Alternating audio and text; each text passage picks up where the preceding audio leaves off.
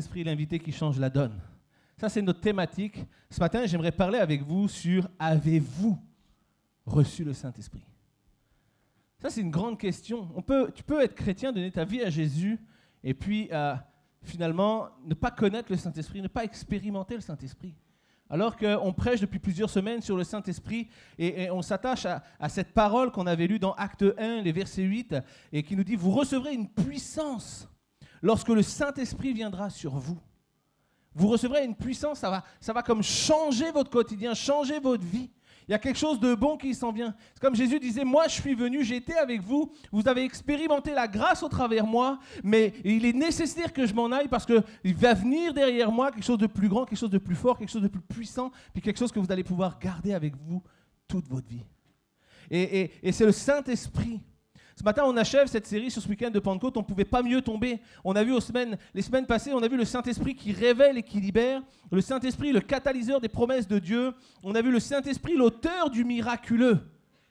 Et ça, c'est tellement bon de réaliser que le Saint-Esprit est l'auteur du miraculeux. Des fois, on a besoin de quelque chose dans nos vies. On se dit, c'est pas possible. Je suis incapable de faire. Personne ne pourra faire pour moi. Il me faudrait un miracle. Vrai ou pas ? On n'a pas des situations où on se dit « il me faudrait un miracle et personne ne pourra rien pour moi ». J'aimerais te dire ceci, quand personne ne peut rien pour toi, Dieu peut quelque chose pour toi. Dieu peut quelque chose pour toi et Dieu veut faire quelque chose pour toi. Et alors qu'on a partagé tout au long de ces semaines passées le Saint-Esprit qui révèle et qui libère, le catalyseur des promesses, l'auteur du miraculeux, on ne peut pas conclure cette série sans cette question. Avez-vous reçu le Saint-Esprit ? Tu peux te dire, oui, si j'avais une Lamborghini, je pourrais rouler sur l'autoroute à 250 km/h, peut-être même à 300 km/h, si tu as suffisamment de points sur ton permis. Mais la réalité, c'est que tu peux te le dire. Mais tant que tu n'as pas la Lamborghini, tu ne peux pas le faire. Et j'aimerais te dire ceci, il est possible d'avoir entendu parler du Saint-Esprit, il est possible de voir les gens expérimenter le Saint-Esprit, et il est possible de vivre tout ça sans jamais avoir reçu le Saint-Esprit. Ce matin, je vous parle d'un fait réel. Le Saint-Esprit est venu, ça c'est une assurance, il est venu pour tous, il est venu pour changer des vies, il est venu pour restaurer des situations, il est venu pour délivrer les captifs, pour guérir les malades. Il n'a pas été donné pour un temps, il n'a pas été donné pour un laps de temps, mais il a été donné pour marcher et traverser le temps. Pour arriver jusque nous aujourd'hui, ce 9 juin 2019, le Saint-Esprit est encore présent. Et le Saint-Esprit veut se révéler à chacun d'entre nous. Nous pouvons penser vouloir vivre toutes ces choses-là, mais tout cela n'est possible que si nous recevons le Saint-Esprit. J'aimerais vous donner cette parole. Pourquoi cette question ? Avez-vous reçu le Saint-Esprit ? Simplement, cette question, elle vient parce que c'est une question que l'apôtre Paul a posée aux disciples d'Éphèse. Alors que Paul, dans un de ses voyages, arrive à Éphèse, il rencontre des disciples de Christ et voilà la conversation qu'il a avec eux. Il dira ceci, il dira... Arrivé à Éphèse et après avoir traversé les hautes provinces de l'Asie, il rencontra quelques disciples et il leur dit « Avez-vous reçu le Saint-Esprit lorsque vous avez cru ?» Il y a bien quelque chose en plus. Il y a bien quelque chose qui s'en vient. Il y a comme un additif pour une vie meilleure. Jésus pardonne. Jésus te donne la réconciliation avec le Père, mais le Saint-Esprit est celui qui va marcher avec toi. Avez-vous reçu le Saint-Esprit lorsque vous avez cru ? Et voici la réponse de ses disciples. Nous n'avons même pas entendu parler d'un Saint-Esprit. Oh ! Vous n'avez pas entendu parler du Saint-Esprit ?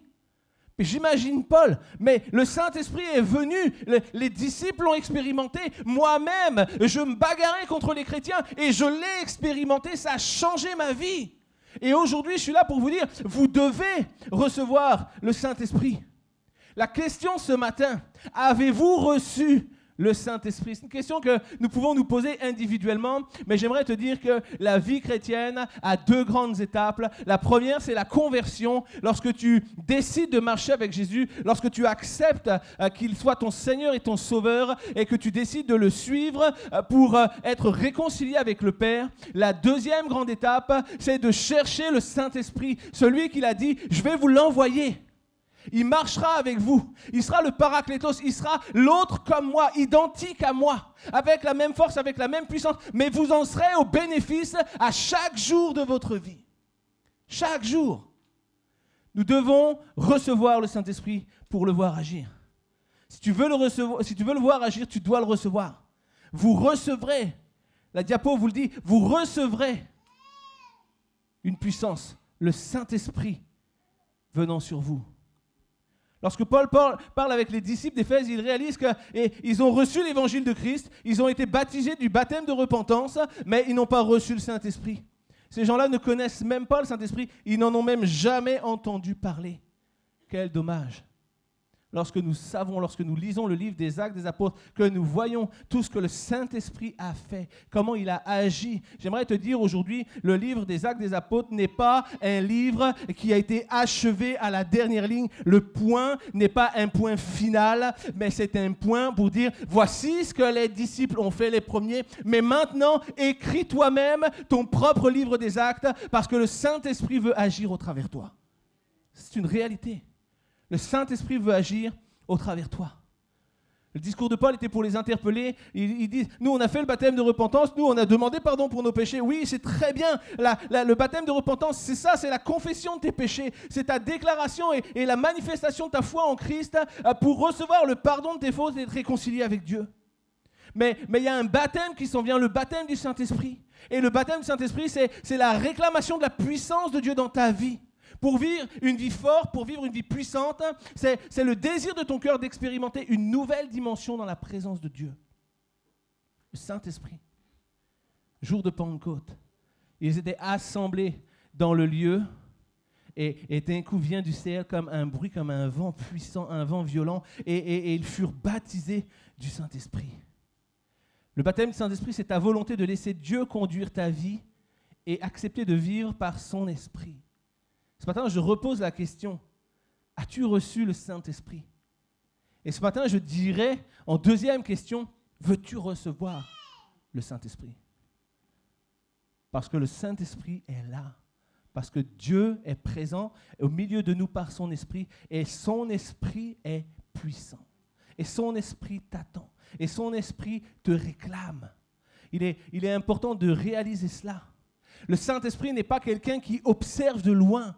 Le Saint-Esprit n'est pas dans une tribune VIP derrière un carreau avec des petits fours et du champagne et il vous regarde de loin expérimenter les difficultés de vos vies en disant « Moi, je parie que lui va y arriver. Moi, je parie qu'elle ne va pas y arriver. Oh, attends, regarde, on fait les paris ensemble là ?» Non. Le Saint-Esprit n'est pas quelqu'un de lointain. Le Saint-Esprit n'est pas quelqu'un d'isolé. Le Saint-Esprit n'est pas quelqu'un qui t'observe de loin. Le Saint-Esprit n'est pas spectateur dans les gradins. Il est le joueur sur le terrain de ta vie. Il est joueur sur le terrain de ta vie. Ça n'intéresse pas le Saint-Esprit de regarder de loin qu'est-ce qui se passe pour toi. Le Saint-Esprit veut jouer à tes côtés. Et pour ceux qui connaissent le foot, on est tous d'accord. Moi, je suis footeux comme... Oh là là là. Laisse aller le foot pour moi, là. Quand on fait des équipes de foot, les gars, maintenant, ils ont même trouvé le truc, ils organisent des tournois, ils me préviennent même plus. C'est un peu la honte quand tu es le dernier et tu choisis. Je te dis la vérité. Alors finalement, je crois que je préfère même ne pas être invité. Mais ceux qui connaissent le foot, ils savent très bien, il y a les joueurs sur le terrain, puis il y a les gens dans les gradins, puis les gens dans les tribunes qui ont toujours un avis. Moi, je ferais ça, mais fais ça, mais agis comme ça, mais fais nani nana. Puis ces gens-là, ils donnent plein d'avis, ils ont soi-disant plein de compétences, mais ils t'observent de loin, ils te critiquent, ils te jugent, mais ils sont incapables de faire ce que tu fais. J'aimerais te dire que le Saint-Esprit n'est pas ce genre de personne, le Saint-Esprit n'est pas au loin dans les tribunes, le Saint-Esprit est avec toi sur le terrain. Le Saint-Esprit joue avec toi, le Saint-Esprit marche avec toi, il avance avec toi et il veut te voir gagner, il veut te faire gagner. Il est celui qui va te donner chaque ballon pour une balle décisive, pour marquer des buts dans le camp de l'ennemi. C'est une réalité. Le Saint-Esprit n'est pas une fable, ce n'est pas un souffle, ce n'est pas un vent. Le Saint-Esprit est une personne qui veut marcher avec toi. Il ne se contente pas de regarder dans un lieu sécurisé. Non, non, non. Il ne se met pas à l'abri, il ne se met pas loin de tout ce qui est dangereux. Non, non, il veut être avec toi sur le terrain. Son désir, c'est de marcher à tes côtés chaque jour, dans chaque lieu. Il n'est pas lointain, il veut demeurer proche. Il n'est pas inaccessible, mais il se laisse trouver par celui qui le cherche. Il n'est pas exclusif, il est inclusif. Il t'appelle et il t'attend. Il veut que tu l'invites à venir dans ta vie. Le Saint-Esprit n'est pas incapable, mais il est capable. J'aimerais te dire que le désir de Dieu, au travers de toute la parole de Dieu, si tu prends la Bible et que tu commences à lire la Bible, tu t'aperçois que tout au long de la parole de Dieu, Dieu n'a eu une seule chose en tête, c'est de ramener sa création auprès de lui. C'est de réconcilier sa création avec lui. Parce que Dieu aime ce qu'il a créé. Dieu vous aime, Dieu t'aime individuellement, quelle que soit ta vie, quel que soit ton passé, quelle que soit ta vie actuelle, quels que soient tes choix, tes décisions. Il y a peut-être des choses où tu te dis, je ne suis plus capable de venir auprès de Dieu à cause de... Moi, je te dis, Dieu t'accepte. Dieu t'accepte. Et la réalité, c'est qu'il a donné son Fils afin qu'il meure à la croix. Lui-même a dit, il est préférable que je m'en aille parce qu'il y a quelqu'un qui s'en vient. Et l'Esprit de Dieu qui va marcher avec vous, va vous donner d'accomplir le surnaturel, puis va vous donner d'être proche du Créateur. Dieu veut être proche, Dieu ne veut pas être éloigné. Dieu n'est pas une pop star qui fuit les fans qui courent derrière. J'aime ça, des fois je regarde des reportages à la télévision et on voit des stars, et puis il y a des gens, ils sont fans, là, ils font des nuits dehors pour juste les croiser, juste leur toucher la main, etc. Puis les stars prennent parfois un malin plaisir à comme les fuir, les mépriser. Fait que, oh, j'ai pas le temps. Hey, Dieu n'est pas quelqu'un qui dit j'ai pas le temps. Dieu est quelqu'un qui dit j'ai le temps, je suis là. Et pour être là avec toi à chaque jour à tes côtés, j'ai donné le Saint-Esprit. J'ai donné le Saint-Esprit afin de marcher à côté de toi. J'ai donné le Saint-Esprit afin de grandir en toi. J'ai donné le Saint-Esprit afin de te permettre d'aller de l'avant. Il a un désir de retrouver sa création. Il a un désir de retrouver une intimité. Dieu veut une proximité. Dieu veut une relation bilatérale. Il veut que tu l'appelles et il veut répondre. Et laisse-moi te dire que le Saint-Esprit est celui qui prend tes prières, celui qui prend tes requêtes et les conduit au trône de Dieu. Dieu attend une relation mutuelle et réciproque qui ne soit pas de courte durée, pas quelque chose qui soit éphémère, mais Dieu veut te gagner et Dieu te donne le Saint-Esprit pour pouvoir marcher à tes côtés à chaque jour. À chaque jour. J'aimerais te raconter une histoire et te montrer une diapo. En 2017, il y a une influenceuse à Instagram qui s'appelle Kylie Jenner. C'est la demi-sœur, je crois, de Kim Kardashian ou un truc comme ça. Là. Bref, c'est quelqu'un qui est plutôt bien connu. Là. Et cette fille-là a créé le buzz. Elle a débarqué au bal de promo d'un jeune garçon qui avait été rejeté par les filles de son lycée. Et le gars, il avait invité plusieurs petites jeunes filles à l'accompagner au bal de promo. Puis si tu connais un peu les Américains, tu sais que le bal de promo, c'est vraiment, vraiment important. Et lui, il avait invité des jeunes filles, puis les jeunes filles, il l'avaient jeté, en disant non, on ne va pas y aller avec toi. Donc il avait tenté une autre, puis il dit non, moi je ne vais pas y aller avec toi. Et le gars, il était comme vraiment honteux, là. Il avait deux options. La première, c'est de ne pas aller au bal de promo. Et la deuxième, c'était d'aller au bal de promo seul. Et c'est peut-être encore plus la honte quand tu arrives seul que quand tu n'arrives pas. Alors, le gars s'appelle Albert Ochoa. Et qu'est-ce qu'il a fait ? Il a envoyé un message par Instagram à Kylie Jenner, cette star américaine, et il lui a dit « Est-ce que tu voudrais être ma cavalière au bal de promo ? J'ai été rejeté par les filles. » Et ce lycéen de Sacramento, lui qui n'avait pas de cavalière, va se retrouver à arriver au bal de promo au bras de la starlette. Hey! Imagine ça. Les filles là qui l'avaient jeté. Les filles qui avaient dit « Hey, non, mais... toi, tu ne nous mérites pas. » Moi, je me mets à la place du gars, puis j'arrive avec Kylie Jenner au bras, là, puis je regarde les filles comme ça, puis même, je vais les voir, puis je dis « Hey, t'avais raison, je ne te mérite pas. Je mérite tellement mieux que toi. Regarde. » Hey, tellement bon, ça. Et voici ce que dit le texte que j'ai trouvé. Il dit « Kylie Jenner a certainement fait d'Albert Ochoa l'homme le plus heureux du monde. Tu m'étonnes. Ce lycéen de Sacramento devait se rendre tout seul à son bal de promo, ayant été rejeté par les filles de son école. Albert Ochoa a alors tenté le tout pour le tout en demandant à Kylie Jenner d'être sa cavalière au bal de fin d'année. Un samedi soir, la demi-sœur de Kim Kardashian a répondu présente à l'invitation, arrivant au bal de promo du fan. Kylie Jenner a ainsi créé le buzz en arrivant au lycée dans lequel étudiait Albert Ochoa. Et elle a fait une belle surprise à son admirateur qui a pu rencontrer son idole et la prendre dans ses bras. Quant aux autres lycéens, ils sont restés choqués et sans voix en la voyant débarquer.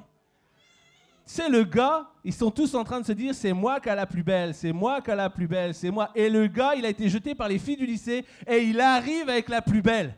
Hey, j'aime mieux te dire que quand tu es la demi-sœur de Kim Kardashian, tu dois avoir les moyens de te faire un physique.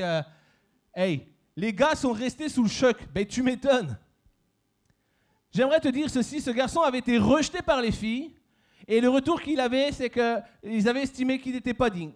Ou pas assez ceci, ou pas assez cela, ou peut-être pas assez barbu, ou peut-être pas assez bronzé, ou peut-être pas assez riche, je ne sais quoi. Mais désespéré, il a tenté le tout pour le tout, il a invité une célébrité. Nickel. La célébrité a répondu présent, elle s'est pointée à son bal de promo, elle l'a rendu heureux. Au-delà du rétablissement de sa condition, il n'y a rien de plus gênant que de se faire rejeter. Écoute bien ça. Des fois, tout ce qu'on n'aime pas, c'est être rejeté. Parce qu'être rejeté, c'est comme ne pas être aimé. Et la réalité, c'est que ce gars-là, il était comme désabusé. Personne ne m'aime. Personne ne veut passer du temps avec moi. Et alors que cette situation se place, le gars, il est rétabli dans sa condition. Puis au-delà d'être rétabli dans sa condition, au-delà de pouvoir montrer aux gens, vous voyez, il y a des gens qui apprécient ma compagnie. Au-delà de ça, il y a une chose qui prend place, c'est que le gars, en plus, il passe un moment avec une personne qui va révolutionner sa soirée. Je crois qu'aujourd'hui, le gars, si tu lui demandes encore, c'est quoi ton meilleur souvenir des écoles, il va pas dire ma prof de maths, il va pas dire ma prof d'anglais, il va dire c'est mon bal de promo avec Kylie Jenner. Maintenant, écoute bien ce que je vais te dire. Ce gars, il a vécu quelque chose de merveilleux ce soir-là. Il a pu montrer à toutes celles qui l'avaient jeté, vous qui avez estimé que je ne suis pas digne, vous avez raison, finalement, je suis digne de mieux que vous. Je suis digne de quelque chose de plus grand, je suis digne de quelque chose de plus beau. Vous qui m'avez rejeté, vous qui m'avez regardé, à présent, qui marche à mes côtés. Voici celle qui me justifie et voici celle qui me rend ma dignité. Écoute bien ça.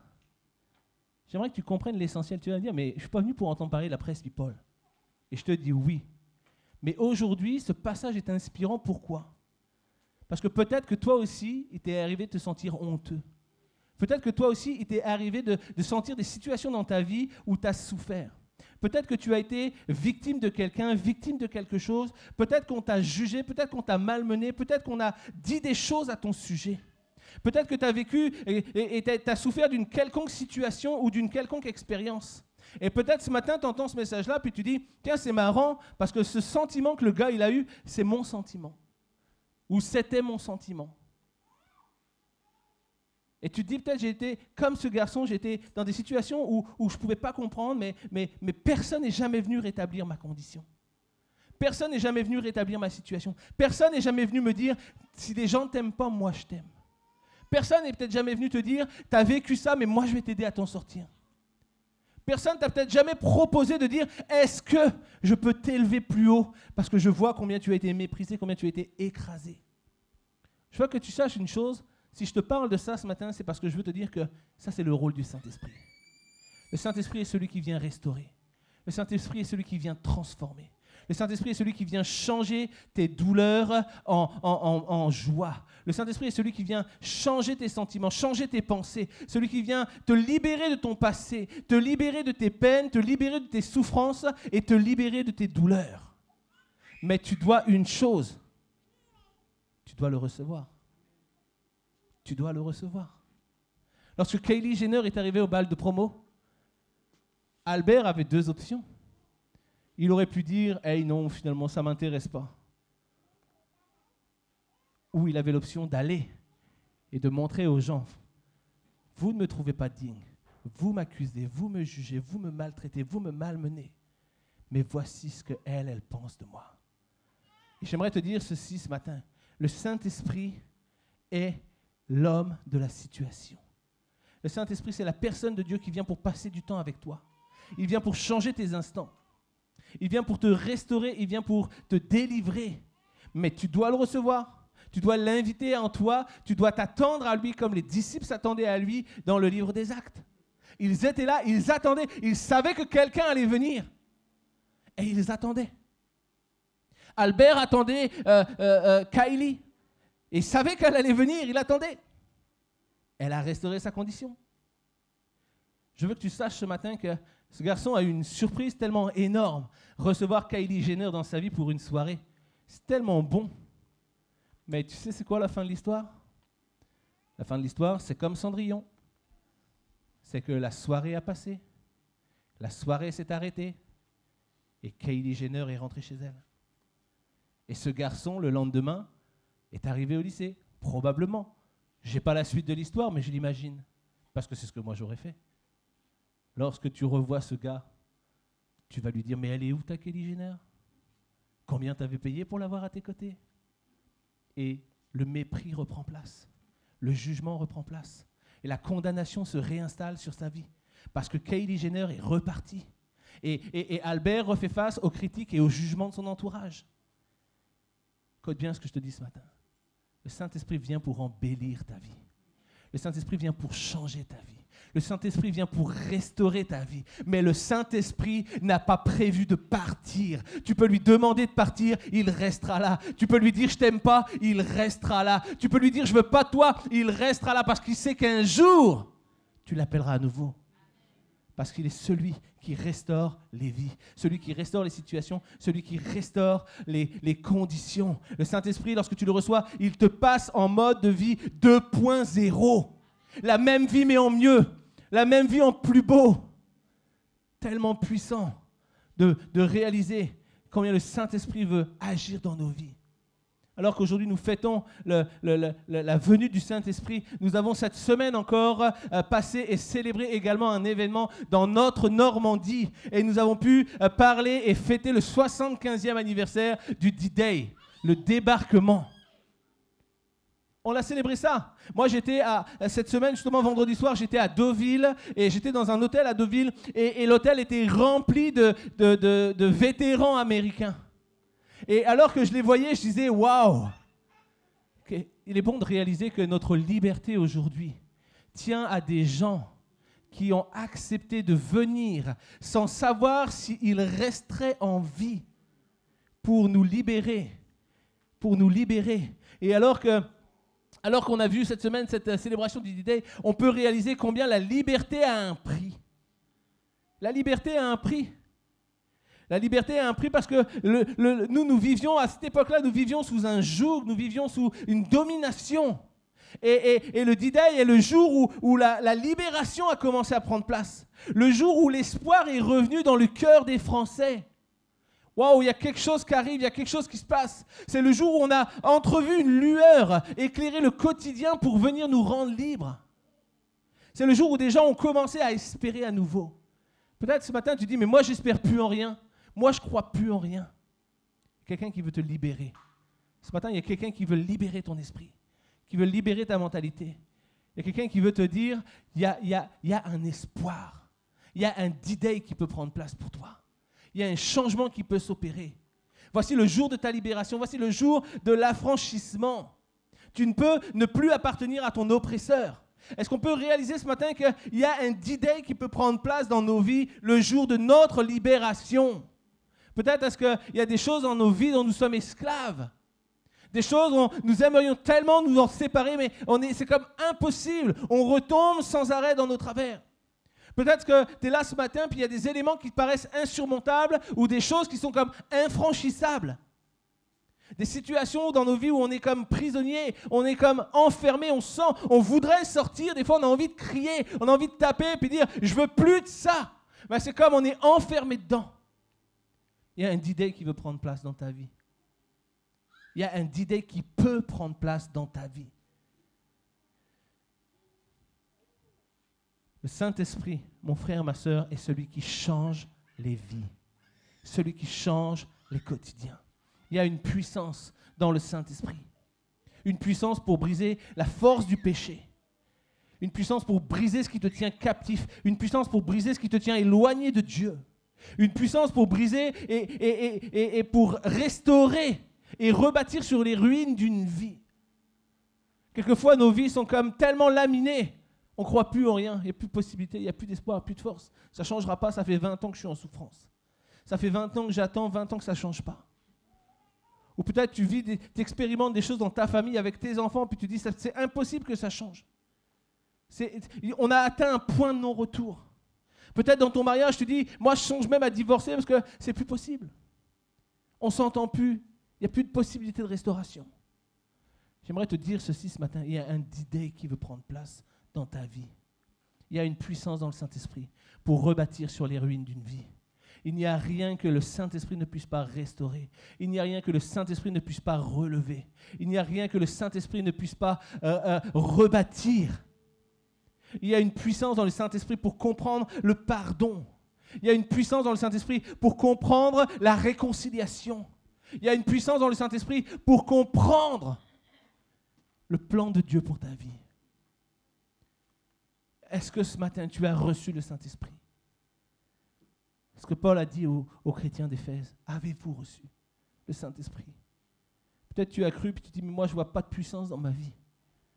Ok, Jésus a sauvé ma vie, c'est génial. Je sais que si demain je meurs, je monte au paradis.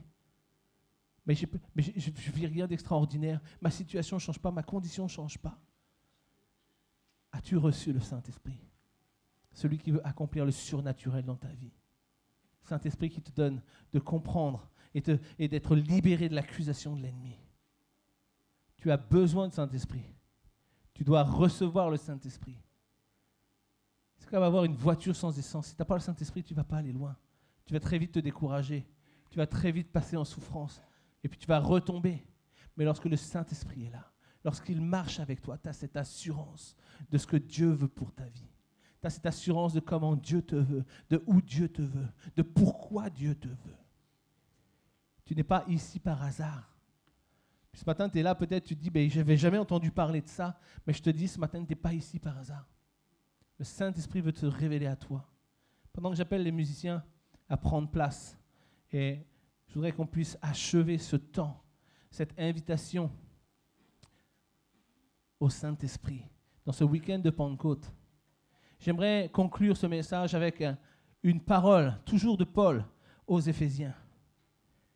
Une parole que Paul adressa aux Éphésiens et qui vient sonner comme « Vous avez besoin du Saint-Esprit ».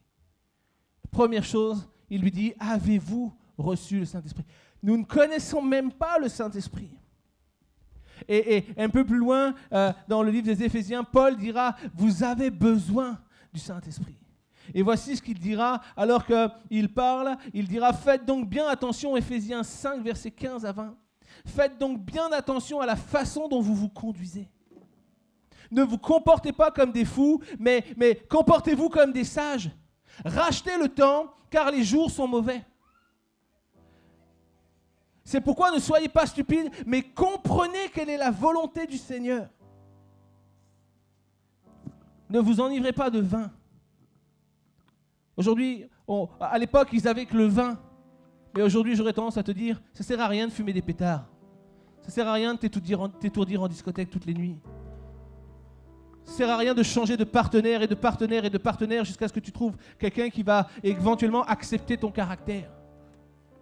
C'est ce que Paul dira. Paul dira, ne vous enivrez pas de vin parce que dans la culture, ils n'avaient pas grand-chose à l'époque. Ils n'avaient pas de PlayStation, ils n'avaient pas de discothèque, ils n'avaient pas tout ça.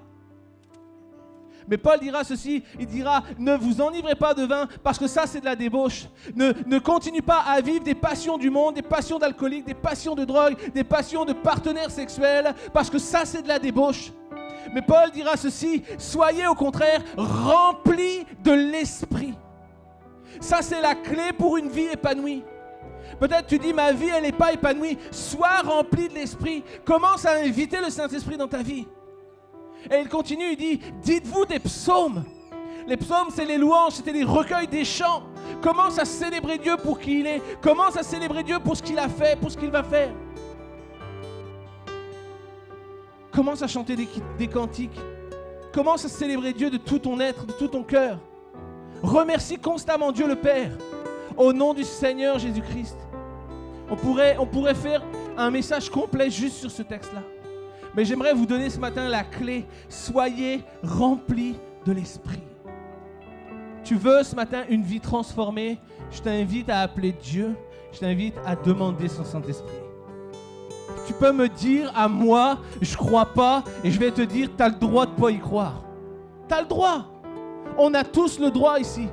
Je ne suis pas payé par Dieu pour recruter des adhérents à l'église. J'aime dire cette phrase, souvent ça fait rire les gens. Je ne suis pas payé par Dieu pour recruter des gens. Je suis juste là pour apporter la bonne nouvelle de Jésus-Christ, lequel a changé ma vie. Tu peux me dire que le Saint-Esprit peut rien pour toi. Moi, je te dis, c'est faux. Parce que si tu connais ma condition, si tu connais ma situation, si tu connais ma vie, aujourd'hui, je ne suis pas digne de parler de quoi que ce soit. Aujourd'hui, je ne suis même pas digne de me tenir devant Dieu.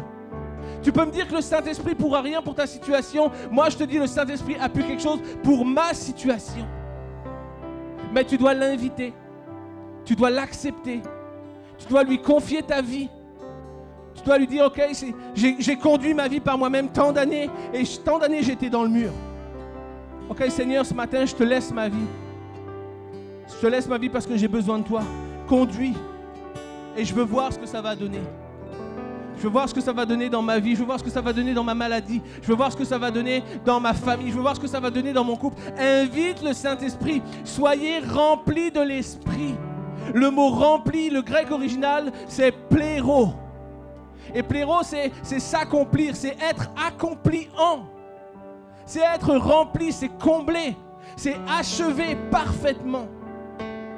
Et lorsque Paul dit aux Éphésiens, soyez remplis, il ne leur dit pas simplement, hey, remplissez-vous les gars. Il dit non. Il dit, soyez comblés, soyez accomplis dans votre nature, soyez achevés parfaitement. Le mot pléro ne signifie pas remplir un vide avec quelque chose, non. Le mot pléro signifie, ça se rapporte à remplir en totalité, à remplir tellement full que tu ne peux plus rien ajouter. C'est la notion de la pleine mesure, c'est la notion de la complétude. Je suis complètement rempli de la présence de Dieu, tellement rempli que rien ne peut entrer en moi. L'origine du verbe, c'est plérès, et c'est un accent de perfection. C'est pas juste être rempli, c'est être rempli de ce qui est parfait. Laisse-moi te dire ce matin, le Saint-Esprit veut être parfait en toi. Dans le contexte, c'est comme si Paul disait, laisse-toi envahir par la présence de Dieu. Laisse-toi envahir par l'Esprit de Dieu. Laisse-le te donner une mesure totale qui va te faire abonder la perfection à l'intérieur de toi. Il y a un plan pour chacun d'entre nous. Il y a une vie pour chacun d'entre vous. Tu peux continuer à vivre ta vie comme tu la vis, mais tu peux aussi décider de changer de vie. Tu peux vivre et expérimenter autre chose. Acte 2 nous dit, alors que les disciples étaient assemblés, ils se tenaient là.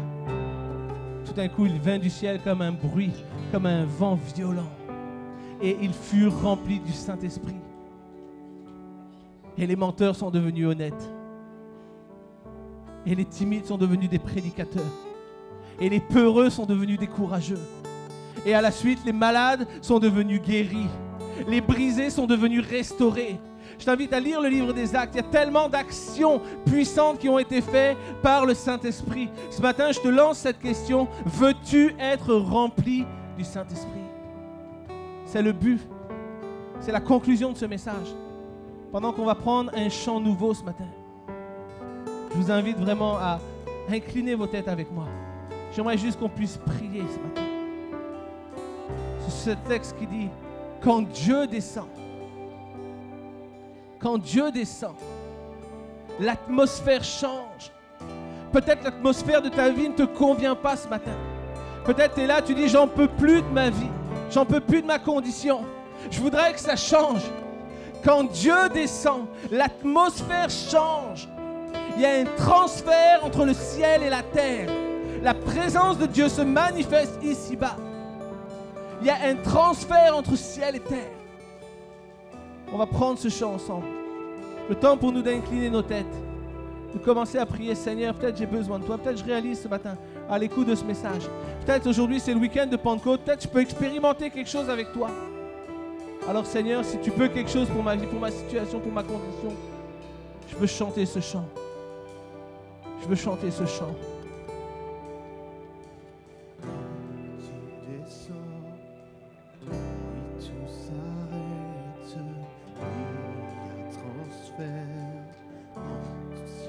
Quand il descend, l'atmosphère change, il y a transfert.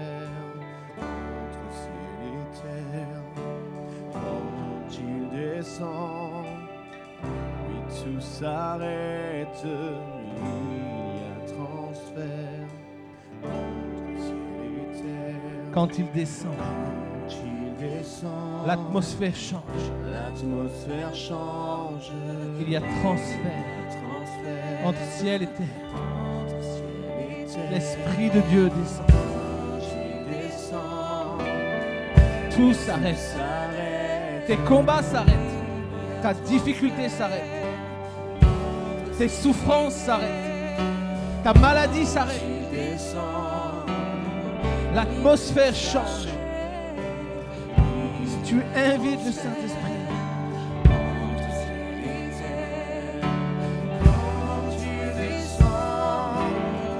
L'atmosphère change, il y a transfert entre ciel et terre. Quand il descend, oui, tout s'arrête. Il y a transfert entre ciel et terre. Quand il descend,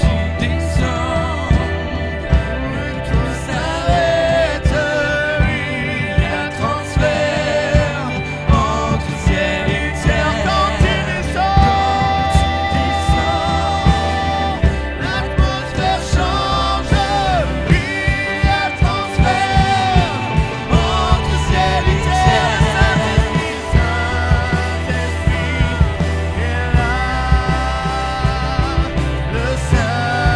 Saint-Esprit est là. Le Saint-Esprit est là. Le Saint-Esprit est là. Le Saint-Esprit est là. Le Saint-Esprit est là. Le Saint-Esprit est là. Le Saint-Esprit est là. Les maladies s'enfuient, les aveugles voient, les paralytiques sautent de joie, les stériles entendent, les sourds entendent, par sa puissance, les maladies s'enfuient, les aveugles voient, les paralytiques sautent de joie, les stériles entendent, les sourds entendent, par sa puissance, oui, les maladies s'enfuient, les aveugles voient, les paralytiques sautent de joie, les stériles entendent, les sourds entendent, par sa puissance,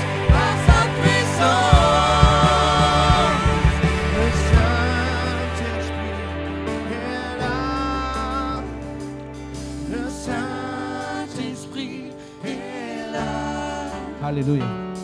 Le Le Saint-Esprit est là ce matin. Nous prions, Saint-Esprit, remplis ce lieu ce matin. Viens accomplir le miracle. Viens accomplir le surnaturel dans la vie de chacun. Alléluia. Pendant que nous continuons à chanter, le Saint-Esprit est là. Lorsque l'Esprit de Dieu est là, la puissance de Dieu est là. Peut-être tu as un besoin ce matin. Peut-être tu as entendu ce message, tu te dis, moi je veux qu'il y ait quelque chose qui change dans ma vie. Moi je veux expérimenter une vie nouvelle. Peut-être tu as un besoin, peut-être tu n'as même jamais connu l'Église. Peut-être tu te dis, mais s'il y a quelque chose de bon qui peut venir en moi, j'aimerais ça. Vraiment, je t'invite ce matin, en ce week-end de Pentecôte, je t'invite à te tenir avec nous si tu as un besoin dans ta vie, quel qu'il soit. Il n'y a rien que Dieu ne puisse accomplir pour toi. Si tu viens dans sa présence, si tu le reconnais, si tu l'acceptes, Dieu va agir dans ta vie. Je te dis ce matin, il veut changer les choses pour toi. Pendant qu'on continue à chanter, si tu as besoin ce matin, que tu sois malade, que tu aies besoin dans ton corps, besoin dans ton esprit, besoin d'une guérison dans ton âme, que tu aies besoin de quelque chose de matériel, que tu aies besoin de quelque chose, quel que soit ton besoin, je t'invite à venir avec nous. On veut prier pour toi ce matin. Je t'invite à venir sur le devant. On ne veut pas te laisser partir en ce jour de Pentecôte sans avoir reçu le Saint-Esprit en toi. L'Esprit de Dieu qui va changer ton quotidien. L'Esprit de Dieu qui va répondre à ton besoin. L'Esprit de Dieu qui veut te guérir, qui veut te reconstruire, qui veut te restaurer, qui veut te donner, qui veut te pardonner, qui veut te transformer. Quel que soit ton besoin ce matin, viens sur le devant. On veut prier pour toi. Ne laisse pas cette invitation sans réponse. Alléluia. Seigneur, nous prions ce matin. Nous déclarons que tu es là. Nous déclarons que tu es là. Nous déclarons que tu es là, que tu agis ce matin. Tu es celui qui restaure, celui qui guérit, celui qui transforme. Nous te louons, Seigneur, pour qui tu es. Nous accueillons ton esprit ce matin dans ce lieu. Alléluia. Alléluia. Oh, alléluia. Il y a transfert.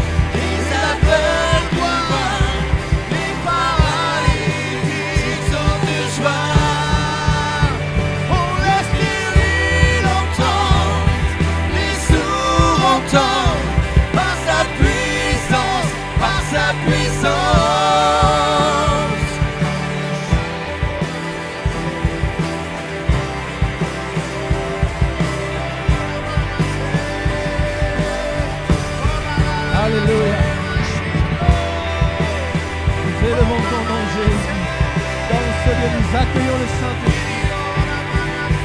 Merci pour ta grâce, Seigneur. Merci pour la victoire. Pour les besoins ce matin. Prions. L'Église élève sa main.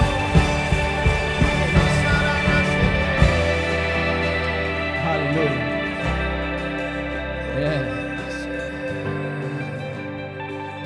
Alléluia.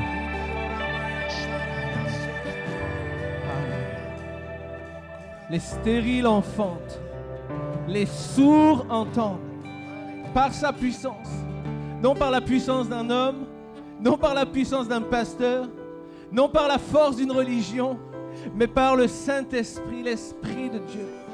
J'aimerais te donner ce témoignage ce matin, alors qu'hier j'étais dans un rassemblement, et puis j'étais juste passé pour être un quart d'heure dans ce rassemblement, Et alors que j'étais là, je croise un ami que je n'avais pas vu depuis tellement d'années. Et cet ami, il attrape un jeune garçon à côté qui devait avoir peut-être 7 ou 8 ans.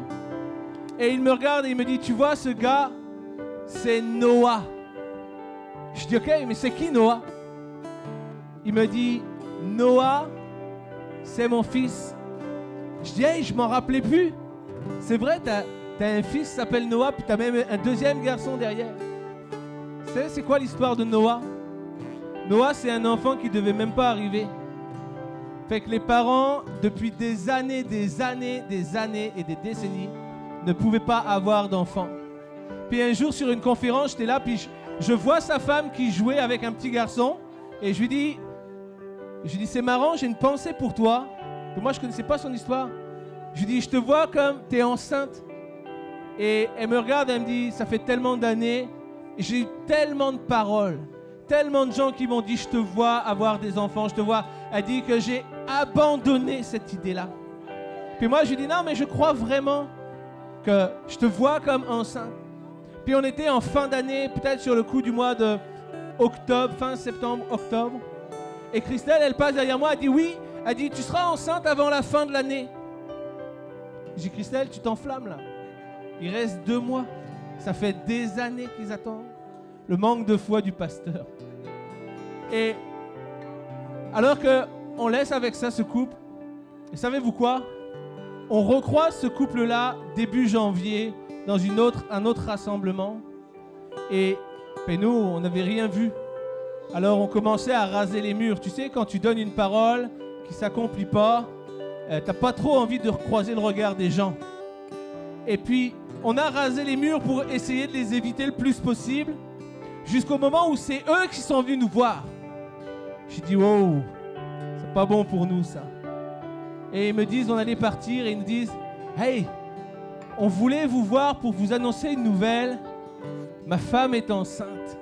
Début janvier, ma femme est enceinte. Elle dit, vous savez quoi? Les médecins ont dit que c'était arrivé le 30 décembre ou le 31 décembre, je ne sais plus. C'était la fin de l'année. Je te dis une chose, quand le Saint-Esprit vient, les stériles enfantent, les sourds entendent. Puis là, tu vas me dire la probabilité qu'elle tombe enceinte. Et tout le monde peut tomber enceinte, enfin toutes les femmes. Mais j'aimerais te donner un deuxième témoignage d'une personne qui vient me voir et qui me dit j'ai une grosseur dans le sein et puis c'est cancéreux et puis je dois retourner à l'hôpital demain. Ils vont voir qu'est-ce qu'on va faire, traitement, nanana. Et puis je sens comme le Saint-Esprit qui me dit on prie maintenant. Et voilà qu'on prie pour cette personne. Et on prie. Et on demande à Dieu, Saint-Esprit, agis maintenant. Alors que les examens sont là, alors que les images sont là. On prie, Seigneur, annule tout ça. Et savez-vous quoi? Il n'y a rien qui se passe. Et on aurait pu dire, ok, il n'y a rien qui se passe, on laisse tomber. Mais on a dit non, si le Saint-Esprit donne une pensée, on va continuer, on intercède, on prie. Et alors qu'on termine de prier, la personne dit « Je sens plus la boule dans ma poitrine. » Fait que les examens le lendemain, plus de boule, plus de cancer, plus rien. Laisse-moi te dire que le Saint-Esprit est celui qui agit. Tu peux me dire que le Saint-Esprit n'agit pas. Tu peux me le dire. Tu ne pourras jamais me convaincre. Parce que je sais qui est le Saint-Esprit. Il est l'Esprit de Dieu qui agit aujourd'hui. Il est celui qui ouvre les oreilles des sourds. Il est celui qui fait enfanter les stériles. Il est celui qui détruit les cancers. Il est celui qui restaure des couples et des vies où personne ne miserait dessus. Il est Dieu. Il est le Dieu qui libère, le Dieu qui restaure, le Dieu qui transforme. Alléluia. J'aimerais qu'on reprenne une dernière fois ce chant. Les maladies s'enfuient. Peut-être ce matin, tu ne t'es pas approché. Peut-être tu dis, je suis timide. Peut-être tu dis, j'ai un peu honte. Oh, tu peux encore t'approcher là pendant qu'on va reprendre ce chant. Peut-être tu dis, mais moi j'avais besoin d'un miracle trop grand. Si Dieu fait enfanter les stériles, si Dieu anéantit les cancers, il n'y a rien que Dieu ne puisse pas faire pour toi. Alors on va reprendre ce chant. Si tu as besoin, avance-toi. Puis si tu n'oses pas, n'hésite pas à prier toi-même. Dieu n'a pas besoin d'un intermédiaire pour agir. Dieu peut se révéler dans ton cœur personnellement, directement, là où tu es à ta chaise. Alors je t'invite vraiment ce matin, pendant qu'on reprend ce chant, je te donne encore cette opportunité. Saint-Esprit, j'ai besoin de toi. Je veux te voir agir dans ma vie. Oh, merci Seigneur. Alléluia.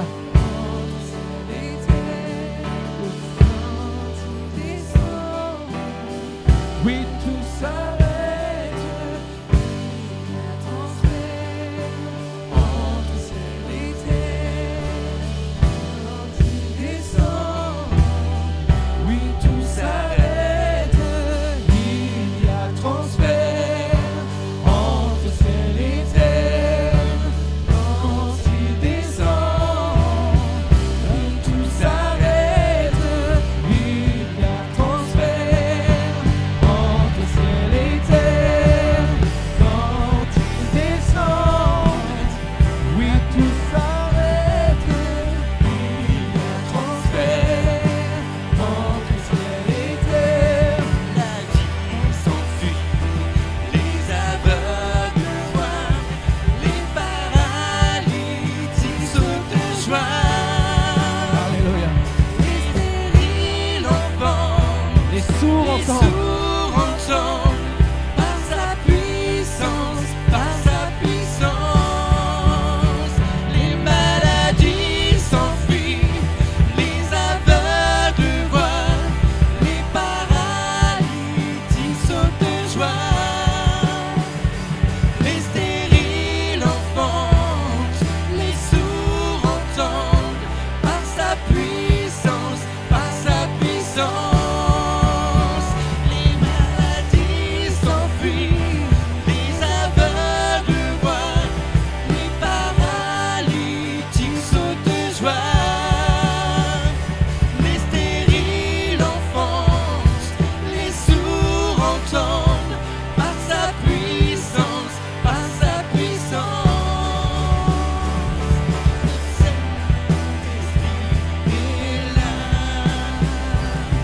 Le Saint-Esprit est là. Le Saint-Esprit est là. Le Saint-Esprit est là. Le Saint-Esprit est là. Le Saint-Esprit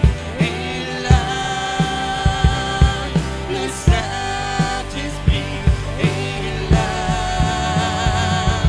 Le Saint-Esprit est là. Le Saint-Esprit est là.